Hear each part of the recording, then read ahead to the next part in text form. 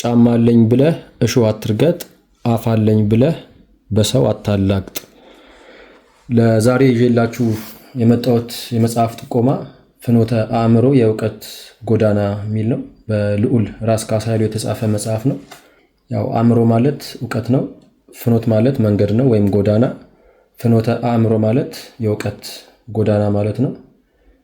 ይሄ መጽሐፍ በ36 ምዕራፎች የተከፋፈለ ነው። 301 ገጽ አለው። ጸሐፊው ልዑል ራስ ካሳ ኃይሉ ናቸው። ልዑል ራስ ካሳ ኃይሉ በአፄ ኃይለሥላሴ የነበሩ ታዋቂ ሰው ናቸው። ታሪካቸውን አስመልክቶ በአጭሩ መግቢያው ላይ የተጻፈውን ማንበብ ትችላላችሁ። በተረፈ ግን ይሄ መጽሐፍ በውስጡ በርካታ ነገሮችን የያዘ ነው። ይህን መጽሐፍ ልዑል ራስ ካሳ ኃይሉ በ1918 ጀምሮት በ1922 የጨረሱት መጽሐፍ ነው። ያ ማለት ቢያንስ ከ90 ዓመት በላይ ሆኖታል ማለት ነው።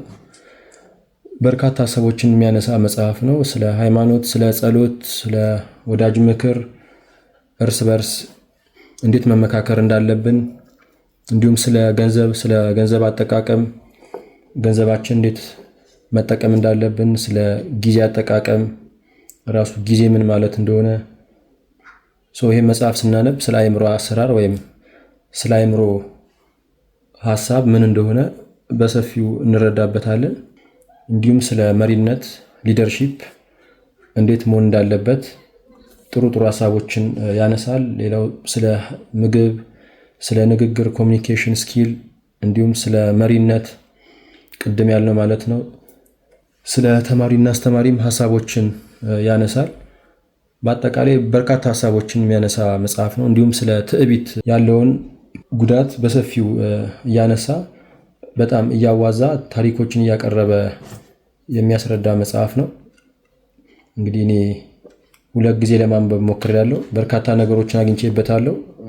አንዳንዶቹን ተግባራዊ ለማድረግ ጥረት እያደረኩ ነው። እናንተን ብታነቡት ተጠቃሚ ትሆናላችሁ ብዬ አስባለሁ።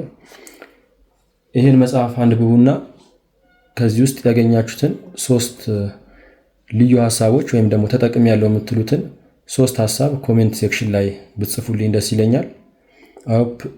ጥሩ መጽሐፍ ሪኮመንድ እንዳደረኳችሁ ነው የማስበው።